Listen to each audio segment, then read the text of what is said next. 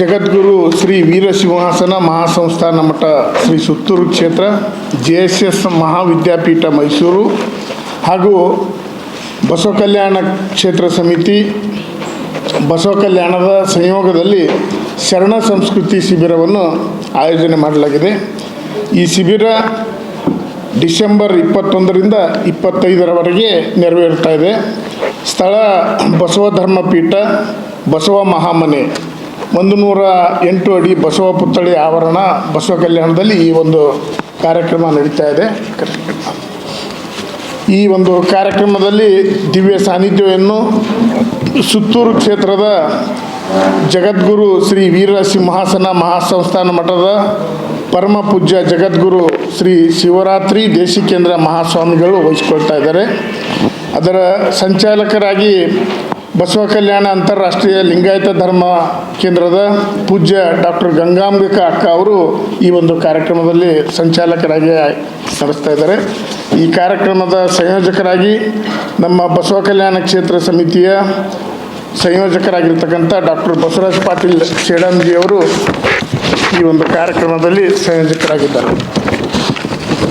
ಇತ್ತೀಚಿನ ದಿನಗಳಲ್ಲಿ ನಾವೆಲ್ಲ ನೋಡ್ತಾ ಇದ್ದೀವಿ, ಮನುಷ್ಯ ಬದಲಾಗದ ಹೊರತು ಮನುಷ್ಯತ್ವ ಬದಲಾಗುವುದಿಲ್ಲ. ಅಥವಾ 12ನೇ ಶತಮಾನದಲ್ಲಿ ಜಗಜ್ಯೋತಿ ಬಸವಣ್ಣವರು ಎಲ್ಲ ಜಾತಿ ಧರ್ಮದವರನ್ನು ಒಂದೇ ವೇದಿಕೆಗೆ ಕರೆತಂದು ಮನಸ್ಸು ಪರಿವರ್ತನೆಯ ಮೂಲಕ ಸಮಾಜ ಪರಿವರ್ತನೆಗೆ ಪ್ರಯತ್ನ ಮಾಡಿದರು. ಆ ಒಂದು ಪ್ರಯತ್ನದಿಂದಾಗಿ ಇವತ್ತು ಬಹುದೊಡ್ಡ ಒಂದು ಇಂದಿನ ಸಂದರ್ಭದಲ್ಲಿ ನಾವು ಮೂಢನಂಬಿಕೆ, ಕಂದಾಚಾರ ಇದಕ್ಕೆಲ್ಲ ನಾವೆಲ್ಲ ಬಲಿಪಶು ಆಗ್ತಾ ಇದ್ದೀವಿ. ಆ ಹಿನ್ನೆಲೆಯಲ್ಲಿ ಅದನ್ನು ಹೋಗಲಾಡಿಸುವ ನಿಟ್ಟಿನಲ್ಲಿ ಈ ಒಂದು ಶರಣ ಶಿಬಿರ ಕಾರ್ಯಕ್ರಮ ಹಮ್ಮಿಕೊಳ್ಳಲಾಗಿದೆ. ನಾವೆಲ್ಲ ನೋಡಿದ್ದೀವಿ, ಅನೇಕ ಮಹಾಪುರುಷರನ್ನು ಶರಣರನ್ನು ನೋಡಿದ್ದೀವಿ. ನಾವು ಎಲ್ಲ ಮಹಾಪುರುಷರನ್ನು ಶರಣರನ್ನು ಗೌರವಿಸ್ತೀವಿ.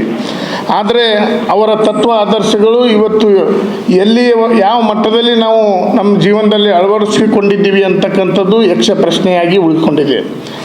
ಹೀಗಾಗಿಬಿಟ್ಟು ಈ ಒಂದು ಉತ್ತರ ಹುಡುಕುವುದು ಹಾಗೂ ಇವತ್ತಿನ ಯುವ ಪೀಳಿಗೆಯನ್ನು ಒಳ್ಳೆಯ ರೀತಿಯಲ್ಲಿ ಒಳ್ಳೆಯ ದಾರಿಗೆ ತರ್ತಕ್ಕಂಥದ್ದು ಮತ್ತು ಎಲ್ಲಕ್ಕಿಂತ ಸಮಾಜ ಸುಧಾರಿಸುವ ನಿಟ್ಟಿನಲ್ಲಿ ಈ ಒಂದು ಶರಣ ಸಂಸ್ಕೃತಿಯ ಉದ್ದೇಶ ಆಗಿದೆ.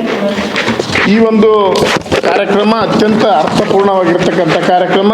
ಸಮಾಜದ ಎಲ್ಲ ಯುವಕರು ಈ ಒಂದು ಕಾರ್ಯಕ್ರಮದ ಸದುಪಯೋಗ ಪಡ್ಕೊಳ್ಬೇಕು ಅಂಥೇಳಿ ತಮ್ಮ ಮೂಲಕ ನಾನು ವಿನಂತಿಯನ್ನು ಕೂಡ ಮಾಡ್ಕೊಳ್ತಾ ಇದ್ದೀನಿ. ಶಿಬಿರಾರ್ಥಿಗಳಿಗೆ ಸೂಚನೆ ಏನು ಅಂತಂದರೆ 18ರಿಂದ 40 ವರ್ಷದವರಾಗಿರಬೇಕು. ಅದರ ಜೊತೆಗೆ ಶರಣೆಯರು ಕೂಡ ಈ ಕಾರ್ಯಕ್ರಮದಲ್ಲಿ ಭಾಗವಹಿಸಬಹುದು. ಈ ಒಂದು ಶಿಬಿರವು ವಸತಿ ಸಹಿತವಾಗಿರುತ್ತದೆ ಮತ್ತು ಈ ಕಾರ್ಯಕ್ರಮದಲ್ಲಿ ಊಟ ವಸತಿ ಎಲ್ಲವನ್ನೂ ಕೂಡ 250 ರೂಪಾಯಿ ಕೊಟ್ಟು ತಾವು ಸದಸ್ಯತ್ವಕ್ಕೆ ನೋಂದಣಿಯನ್ನು ಮಾಡಿಕೊಳ್ಬೇಕು. ಅದರ ಜೊತೆಗೆ ನಾಳೆ ಅಂದರೆ 15ನೇ ತಾರೀಕಿನ ದಿವಸ ಕೊನೆಯ ದಿವಸ ಆಗಿರುತ್ತದೆ. ಈ ಒಂದು ಕಾರ್ಯಕ್ರಮ ಲೋಕಲ್ದವರು ಇನ್ನು ಬಸವ ಕಲ್ಯಾಣದವರು ಇದ್ದಾರೆ, ಅವರಿಗೆ ಅಲ್ಲಿ ಇರಲಿಕ್ಕೆ ಅವಕಾಶ ಇರೋದಿಲ್ಲ. ಬೇರೆ ಬೇರೆ ನಮ್ಮ ಗುಲ್ಬರ್ಗ ಜಿಲ್ಲೆ ಆಗಿರ್ಬೋದು, ಬೀದರ್ ಜಿಲ್ಲೆ ಆಗಿರ್ಬೋದು, ಎಲ್ಲರೂ ಕೂಡ ಈ ಒಂದು ಶಿಬಿರದಲ್ಲಿ ಭಾಗವಹಿಸಿಕೊಂಡು ಇದರ ಒಂದು ಲಾಭವನ್ನು ಪಡ್ಕೊಳ್ಬೇಕು ಅಂತೇಳಿ ನಾನು ತಮ್ಮ ಮೂಲಕ ವಿನಂತಿಯನ್ನು ಮಾಡ್ಕೊಳ್ತಾ ಇದ್ದೀನಿ. ಸರ್ ಕೊಟ್ಟಿದ್ದಿಲ್ಲ, ಅದರಲ್ಲಿ ವಿಶೇಷ ಮಾಹಿತಿಗಾಗಿ ಸಂಪರ್ಕ ವಿಳಾಸ ಕಾವೇರಿ ಪಾಟೀಲ್ನವರ ಒಂದು ನಂಬರನ್ನು ಕೊಟ್ಟಿದ್ದೀವಿ. ಅದರ ಜೊತೆಗೆ ಮಹೇಶ್ ಪಾಟೀಲ್ ಅವರ ಒಂದು ಮೊಬೈಲ್ ನಂಬರನ್ನು ಕೊಟ್ಟಿದ್ದೀವಿ.